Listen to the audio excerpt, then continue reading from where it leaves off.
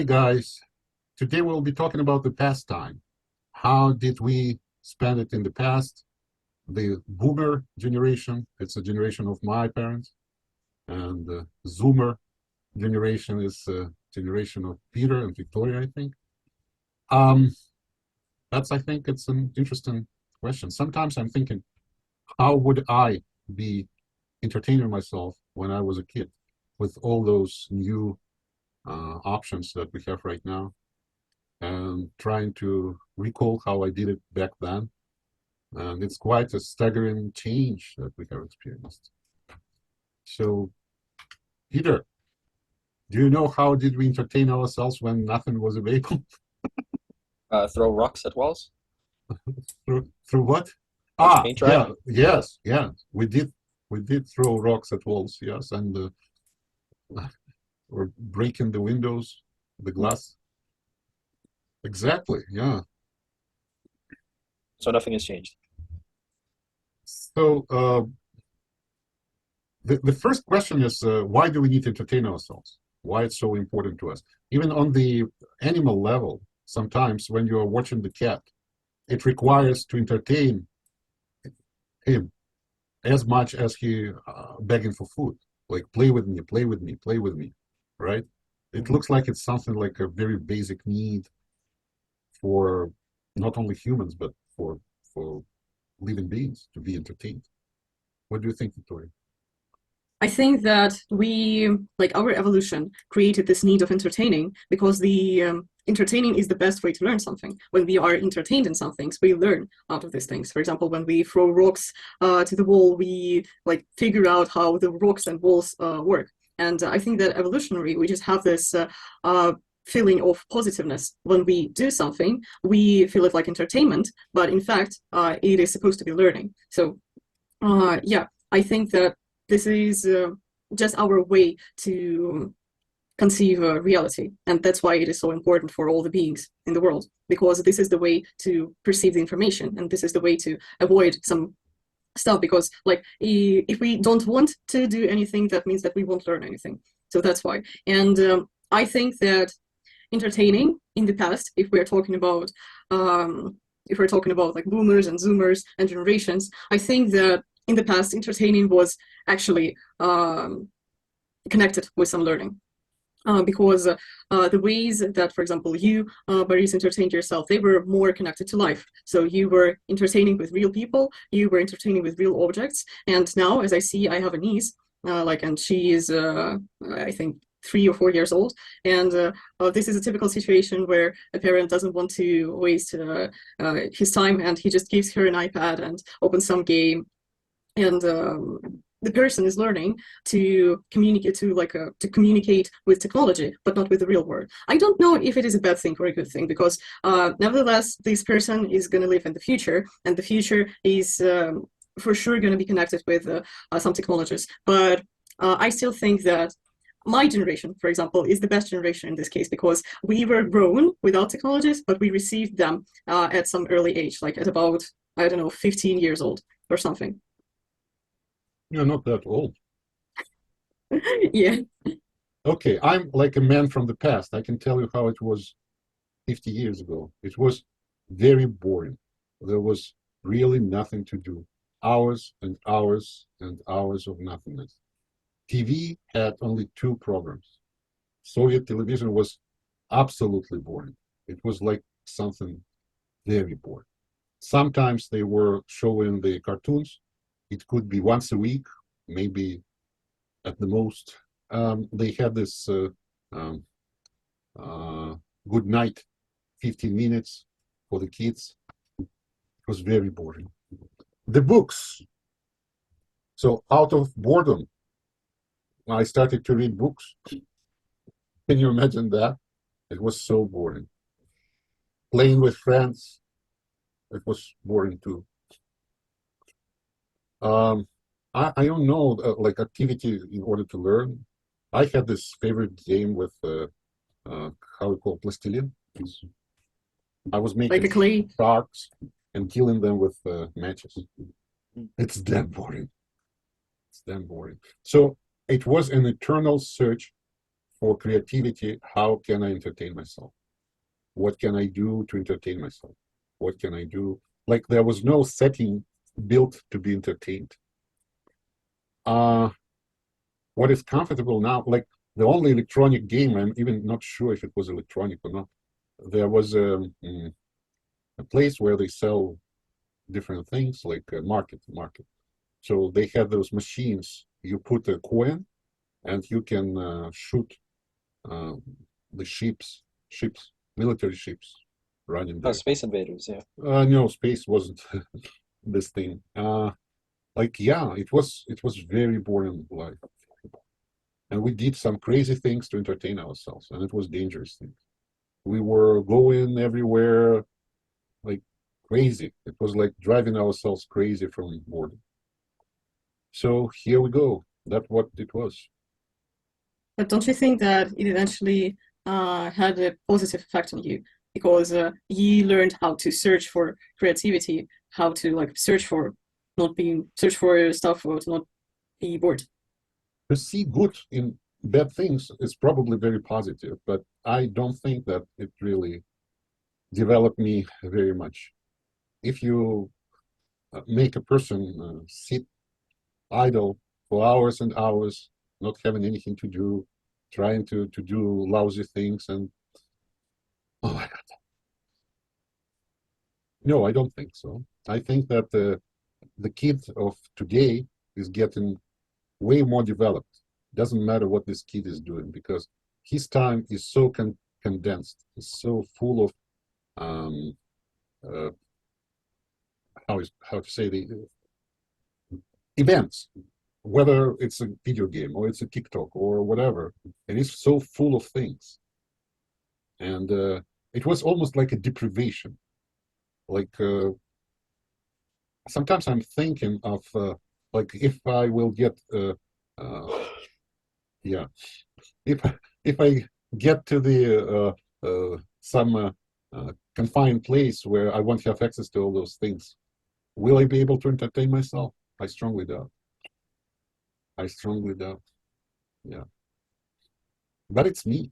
I don't know. Some would say, "Oh, it was so good. We were playing soccer and then running around." Yeah, I had to go outside. Yeah, it was at home. It was so boring, but outside it was even even more. Well, actually, maybe because of this, our generation has more tolerance to, trying some substances in order to entertain ourselves. Because, especially if we take USSR, we had like a huge trouble with alcohol, and maybe it all came from a boring childhood and a boring adulthood, actually, because it was really hard to find the ways. Generation in Canada, they are drinking alcohol as well. I got an explanation why teenagers are prone to substances. Someone explained that during the childhood, kids have natural endorphins, like natural drugs to keep them happy. And when they become teens, the level of those endorphins drop. And teens are trying to find anything to get back to the same feeling of happiness and fullness and so on. Why the nature is doing it? Probably it's doing it for some purposes, so the teens would be looking for sex to get those endorphins and dopamine, and I don't know why nature is doing such a cruel thing with humans, but they do. And I like this idea. I didn't check it yet. I didn't discuss it with GPT-4 even. I just heard it from someone. Yeah, but it explains a lot why particularly at this age they are so prone to drugs and alcohol or anything that can and also very depressed and very nervous and cranky. I would say cranky, right? In Russia, we started to drink as soon as we could get our hands on what to drink, of course. Same as with smoking, but not much to blame. It was so damn boring. Also, a lot of talking, because it's like an entertainment. Here, we had an outage. The power was out, electric power. Immediately, whoever was in the house, everybody gathered around the table and started talking. We never do it because everybody has his own interests, movies and stuff, and But I wouldn't say that it really enriches us. These guys are boring when they get around the table. Of course, I would prefer to go back to my stuff. Anyways, I'm not sure if we are really learning important stuff. Why I'm not playing the games, I don't know. Maybe if you let me play the game, I would play the game, but not for long. I will get bored. I need to be productive. I need to produce something, to do something productive, to achieve something, to do something. That's the point of all the games. You get addicted to them because you actually achieve something. And yeah, but you can't take it out. You can't sell it. You can't, like, what is it? Yeah, in this case, yeah. But me, for example, I was really addicted to gaming a couple of years ago. But I actually figured out how to use it for my profit because I was working in esport for a long time. And I actually used it to attract boys because they love when girls play some games. Why would you need boys? I don't know. I was, for some reason, addicted to having a boy in my life. I feel like it because I didn't receive a lot of love from my parents. It's a deep thing. No, yeah. Well, I was surprised that girls have problem to attract boys. I didn't think that it's a problem. Is it? When you have a strong mother figure in your life, and she's always telling you that you're not good enough, and you start to project it towards everyone around you. All right. Yeah. When I was thinking about the games, I was thinking, why don't we connect games to some real reward? Like, what I don't like about games that they are so useless that you can't take it anywhere. You cannot put this achievement anywhere. Okay, you passed all the levels, and so what, right? Well, Peter, actually, how you see this? Like, why don't they make it like if you achieve something, you can get something, or you play? Yeah, you can. There's tournaments. You can play in tournaments and win real money. You can record videos and make content around it. Yeah, you love this content. Yeah. When Peter was like a kid, he was watching hours and hours Minecraft videos, and I always was surprised why he's so interested watching others doing stuff. And he always wanted the company. Like he was calling me, saying, "Inviting, sit with me, let's watch it," and it was damn boring, so boring. And Minecraft, like. What I don't like about Minecraft is that it looks so childish and so simplified. The same things, if they were more realistic, I would think like it's okay. It's almost like Lego. It is Lego, yeah. Yeah, and it wasn't done to advertise Lego or something. I don't know. It looks like Lego, and I never got this aesthetics of Minecraft. Like this is a pretty old game, as it was it's created. 2009. Yeah, so now we actually have those types of games with super realistic design. Right. And okay. actually, I wanted to say that here in Russia, I saw in some services, like for example in delivery services, where while waiting for the delivery man to come, you can actually play a game, or they even have an app of building your own city or town or something like this. And when you reach some levels, they give you these points that you can spend on some deliveries and etc. on some products. That's what I was thinking about. Once when the apps were something new, I was thinking what apps is possible to develop. I was thinking connecting the games to some, like not not something big that the chances are very low. Like for example, for the gas station, to play on app for this particular gas station, and if you achieve something, your parents can get a discount on gas in this particular station. And then it's a very good answer to mom, why you are playing all the time. I'm just making money for you. I'm trying to get gas for you for less. All right. Yeah, but like this company, they should have some profit out of it. Like for example, showing advertisements in this game. Yeah, and yeah, this is a way actually. Like for example, they show advertisements of their own products or of some other companies, and yeah, that works. So, well, what are you playing now? What's in the trends now? What are the trends now? What's... I'm very weird with my games. I usually play like something that is like 10 years old and almost dead most of the time. So I'm not the best person for this. Was it like Civilization or like StarCraft? StarCraft I used to play a lot. I play Team Fortress 2 now, which is like an old Valve game. Do you have it on your computer? Yeah. Do you want to share the screen and show? Sure. Yeah. Would you like to see TF2? I think Peter was waiting for this moment for the whole time. It's like... No, it's interesting to see how it looks. Well, it's old. It's like almost. It's exactly as me. It's 16 years old.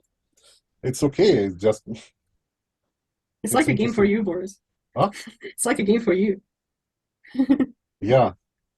And what's now? What people play now? Who knows? Mostly, Fortnite. like some sort of shooters. Yeah, it's like Call of Duty, Fortnite. Yeah. I don't know. Dota I play 2. Fortnite. It's pretty fun. There are some shooters, some strategy games, some, for example, games where the whole world is created and there is some story in it, some scenario, and you need to finish this game, and you need to develop your character in this game. For example, like if we take the basics, like The Witcher 3rd or Skyrim. So they are basically like books, but they are created the way that you can interact with the characters and with the world around you. Yeah, and I think actually, sorry, this is kind of off topic. Well, it's on topic. It's just from a little bit. So this game that I'm playing now, it's cool because it actually you can be rewarded for like playing it in real life almost. Because how it works, it's basically it has like microtransactions that you can sell on a special store. Do you understand? You actually can do it with any game, I guess. No, Like, for example, not really. But this has like a special Steam marketplace. It's called. Oh, what's going on? Do you see my screen? Yeah. There we are. Okay, let's play a community server. I don't want to get thoughts. So why am I sharing this? Explain what's the point? How is it making? How you make fun? How I make fun? Yeah. What make you happy? I For don't know. example, I very rarely I would play games with where you sail the ship in the ocean or the train. You played. I remember you used to play the airport game where you would fly I around on still the train. have it, the same airport game. Uh, Yeah. I don't play much, but yes, I like it, like realistic games, like flying a plane. But I don't like about it because you always crash and it's hard to do. But like you need to develop your skills in playing some games.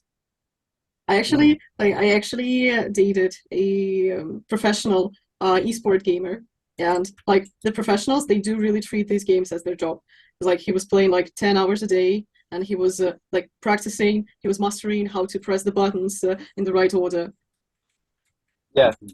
What game was this for? It was Dota 2. Yeah. Also Valve. Yeah. And so, yeah, like nowadays, it's such a big community of people and such a big place of really, really big money. Like if you look and into some big tournaments that are happening every year, like the amount of prize is like shocking. Yeah.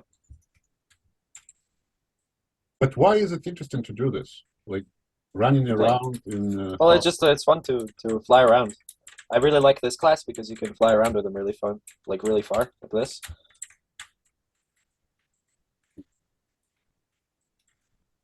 Yeah, like the point of games are that like there are lots of achievements that you can get, and they're not that difficult to achieve apart from the real world. Like in real world, you need to do a lot of hard and boring stuff to achieve something.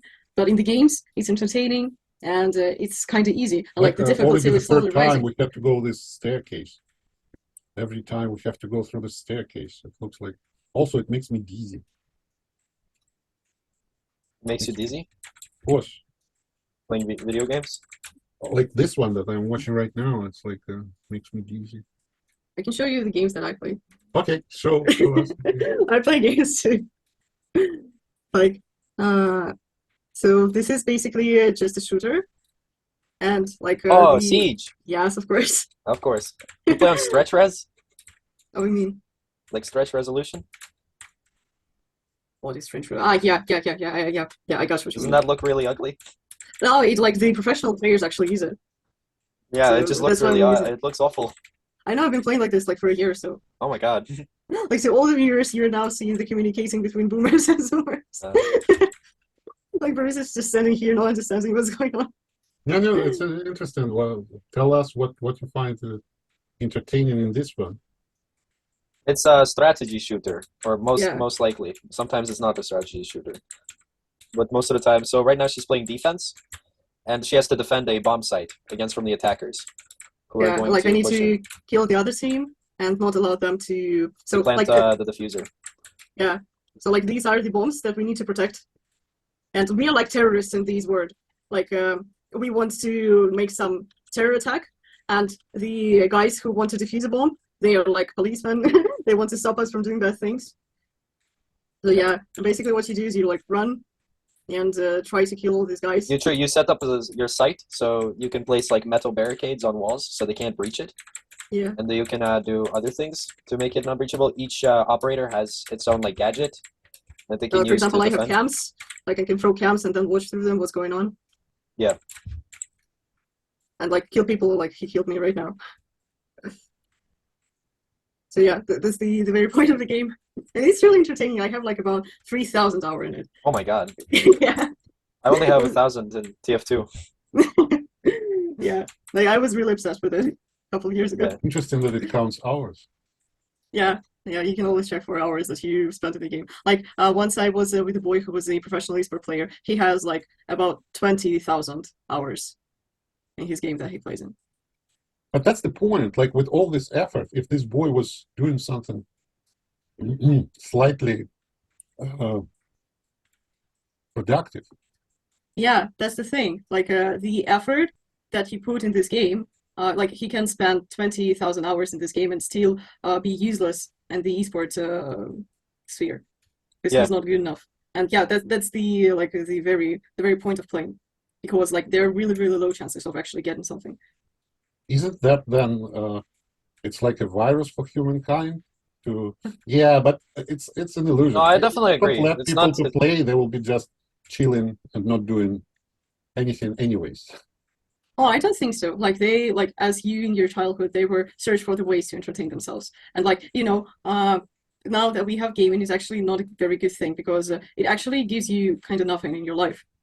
And like you do not entertain yourself by reading books, for example, or even watching like, you know, videos or communicating with each other. You just basically press the buttons all the time, and it gives you these neurotransmitters, these hormones that make you happy. Yeah, like this game is so, like the one that I'm playing is so cool because I have this rocket launcher right now that does no. Listen. This rocket launcher does no damage, but whenever I'm rocket jumping, I have this shovel that if I hit somebody with, it will do triple damage on them. So you know it's really cool, and there's like hours upon hours. Like, see what I just did there? It's pretty cool. Yeah, like imagine like to master some skills in some games, you actually need to waste like just some simple Oh, skills. yeah, You no, need I to spent- waste like hundreds of hours. I have over 100 hours on Soldier, just because I love rocket jumping a lot, and I like going for market gardeners. Yeah, like different games, they have their own time that is needed to at least understand something. For example, if we're talking about Dota 2, like which is a strategy, like there are some characters and they all have some abilities and they need to defend the throne. Like it usually takes about a couple of hundreds hours to slightly understand what's going on in the game. But Yeah. some games they're pretty easy. Like for example, not competitive games, they can be really easy to master. But it's not that interesting if it's easy to master. Let's talk about the socializing and nightlife. Compare how different generations have socialized, from traditional gatherings and discos to online hangouts and gaming. How is socializing nowadays is going? Well, Bad? I don't think so. Like it actually depends on the person. But for example, what I really got from playing video games is that I have tons of friends abroad. Like for example, I have a friend. He's from Spain, and we spent tons of hours talking, sharing our cultures. He even started to learn Russian, and I started I continued to learn Spanish because and we are dreaming about meeting each other. Like we know each other for a year or so, and we are dreaming about meeting each other. And like in this case, like games, they are actually cool because it like deletes all the boundaries between countries, and you can just communicate with any person, and Yeah, nobody it's- judge you by your appearance, by your I don't know, knowledge or something. Like they may judge you by your gaming skills, but it doesn't really matter if you're a good person. And they really judge your communicating skills, for example, because if you're a good person and you communicate well in your team, they're gonna like you and they will want to communicate with you. But if you're just a jerk, they won't do it. So in terms of communicating, games are actually a really good thing. But in terms of like, real communicating with real people, I think that our generation actually made things worse, because it is really hard to socialize nowadays, especially like with the growing tendency of home learning and stuff. It is really like, and I always see that people of my generation, they just don't know how to find friends, how to get acquainted with someone. They just find themselves in some communities, for example, at school or at the university, and they just spend their whole life with the people that they randomly met. And I don't really understand this thing, because I was always seeking for some new people in my life. Yeah. Yeah. But I don't think how the things were in the past. How were they about communicating? Usually it was only in the circle that you belong to, like where you study or where you work or where you live. So it was worse because it was absolutely random people, or mostly random people. Like you could end up with anybody in your class. And yeah, so you didn't have much choice whom you're communicating with. Whoever lived in the same house, you were playing in the outside. You were playing outside with those who just lived with you. For example, you had a sleepover, Peter, yesterday. What did you do apart from regular stuff? What were you talking about? What were we talking about? Yeah. Well, I can't remember now. Imagine It was teenagers. something important. Imagine teenagers been talking at the sleepovers about like, does free will truly exist? And what did you do? You look like you having guests, or you were going somewhere yesterday. Yeah, actually, I was spending time with my friends, and we just came from the restaurant, from like a fancy restaurant, and that's why I was dressed like this. And yeah, actually, like my life now and my standards of communicating, like I usually only talk with people who are interesting to talk. Like, for example, this for me, it's a regular thing to discuss, I don't know, like free will or something, and stuff. But like, it's not a standard thing in among people. I think that usually girls of my age, they discuss like studying, shopping, boys, and things like this. Mhm. Yeah. I'm not really into it. So yeah, like actually, like gaming is like I'm really inspired by the opportunities that like the opportunities in communicating that games are giving us, because it is a normal thing to have tons of friends all around the world, or for example from the all parts of Russia, and like Russia is a big country, and you will never meet this person, but you know each other for a couple of years, and this may be the closest person in your life, even though you never met him in real life. Yeah, that's an interesting effect. Yeah, and like this is a true thing. I remember I knew a guy for 4 years. He was from another town, and we eventually met each other. And he was like, "Wow," it was an unbelievable experience, an unforgettable experience. Yeah. So yeah, in this terms, I think we reached we reached more than you did in the past. But is it like, for example, this game that we can see on the screen? If we incorporate something useful, will it work out, or it will just spoil the whole thing? I actually something know. useful, informative, or developing. I think no, I don't think it would spoil the whole thing. Are you talking about like in a like in what way? Like you kill someone and it tells you what's the capital of Australia. I don't know. Okay, that would ruin it. No, that would ruin it. Yeah, like, but actually, there like my English career actually started from playing Minecraft, because when I was like 13 or 14, You know what's funny? Me too. yeah, like, and there was no Russian translation in Minecraft, and you were to play it in English, and that's why I know all the words like wood, coal, ground, grass, and this is what they actually wait for me to learn these words. And now when I meet people who doesn't know how to say wood, I'm like, haven't you played Minecraft? Yeah. Yeah, but now they have the translation, so it's not that entertaining. But yeah, actually, like some of the games, for example, they're survival games where you can learn stuff about like how to survive, how to make fire in the wild. I mean, it may not be that realistic, I guess, but at least some things that can be made the entertaining way, they are made in games this way, and people can actually learn something. And I know that there are actually strategy games that some war departments use to see how well the strategy thinking is, how well the strategy thinking works in this or that person. I'm wondering, like, all the attention, all the motivation of the current young generation is here in the gaming. Why the society and education is not using this motivation and attention? Like, instead of spending money on something else, the Minister of the Education can make a contract with the producers of the games to incorporate something useful inside of the existing games in a smart way, not that like plainly stupid, like kill him and he'll tell you what's the capital of Australia, but in some smart way, of course, there is no incentive for the developers to do such thing. But for the Minister of Education, there is an incentive. Instead of keeping, like, it's such a staggering difference, Peter, when you spend hours at school, which is damn boring, and when time flies when you're playing your favorite games. So why can it be done somehow meeting in the middle? Or I'm just a crazy dreamer? I think some of the subjects may actually be done this way. For example, geography. It's like really easy to make a game. For example, like there is actually a game. This is called Civilization. This is a strategy where you play as a head of some country and you develop the country and you get to know the borders of the country, how the political system work, how all the social systems work. And like this is a realistic game. For example, playing as an adult Hitler, you can be the head of France and yeah, but in our practical life, very rarely we become the head of the state. Like, yeah, but you understand all the processes at least. And it can be like this game can be played instead of, for example, politics lesson or so. But for example, I don't think that math can be somehow done as a game. Math? Yeah. It's called coolmathgames.com.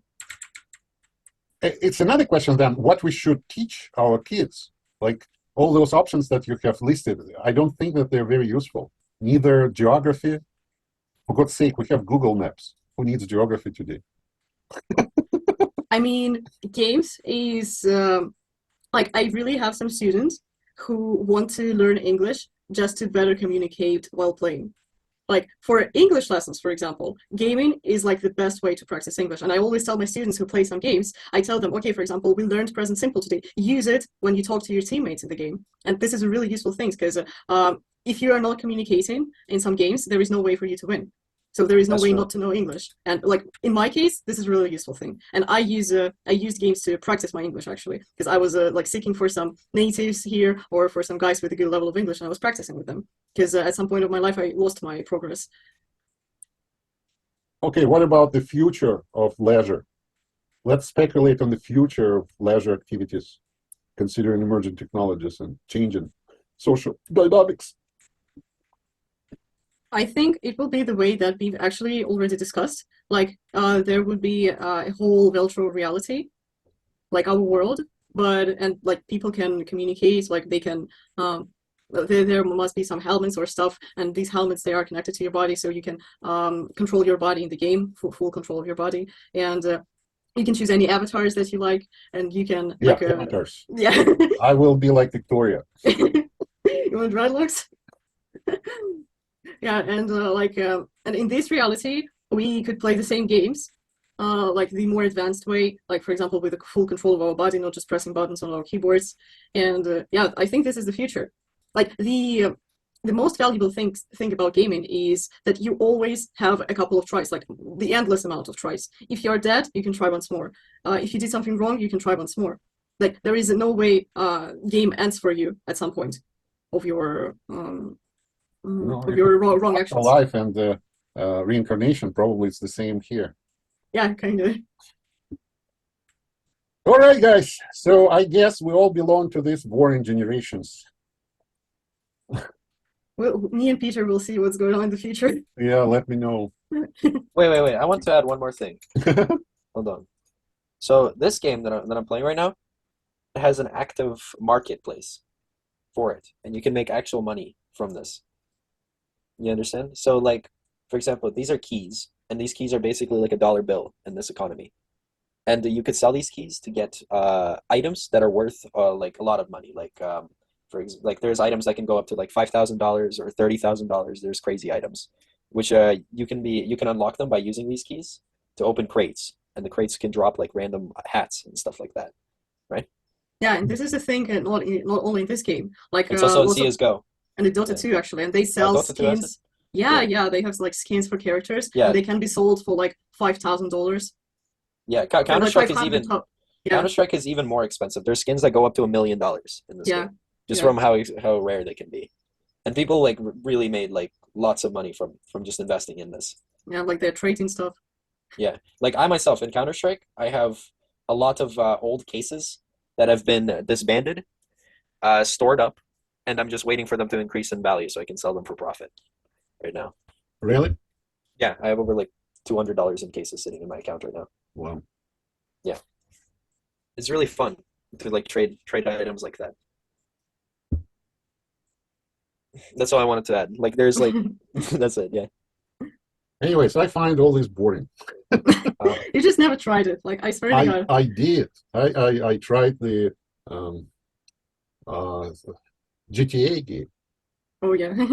Yeah, it's fun. You stop the car, you hijack the car, you fly, you do stuff.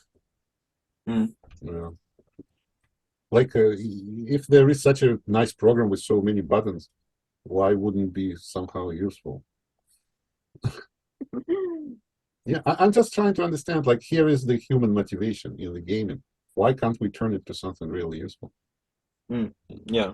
I think that they're trying, like they're really trying. For example, there is actually a way of teaching which name is gamification of the process. For example, with some of my students, I use the scenario of a game. For example, like there is a map, and each level is some, for example, 10s. And when you complete the level, you can move on to another level, and eventually there is a boss, for example, that you must win. And I remember I actually played this game with some of my students, and there were some real, High achievers? yeah, that they could get because of winning. For example, a discount for my lessons or some like cool things. Yeah, and I was really doing it. It was really interesting. But I gave up on it because you know what I was thinking, Victoria? How you don't get bored with teaching English? Oh, it's always so entertaining to communicate with people for me. Like, I light up for 3 lessons and then it just gets damn bored. No, like it's interesting for me to communicate with people because like I'm a really empathic person, and you realize how different people actually think, and you're like, it's like a game for me. Like you are seeking for ways to deliver some information properly that student will understand it, and like this is an endless field of developing like your skills in teaching, the ways you can teach some stuff. For example, you can make it a game, you can make it a boring lecture. Like it is actually cool for me. Mm. All right, guys. I think we had a very boring. Yeah. But you know how I will spice up? I will put it on speed 1.30 or even 1.35%, and it will be way more cheerful and vivid as I usually do. Did you pay attention that I usually do this? Yeah, I noticed it. Yeah, and we're all such fluent speakers. Yeah. See you tomorrow. All right.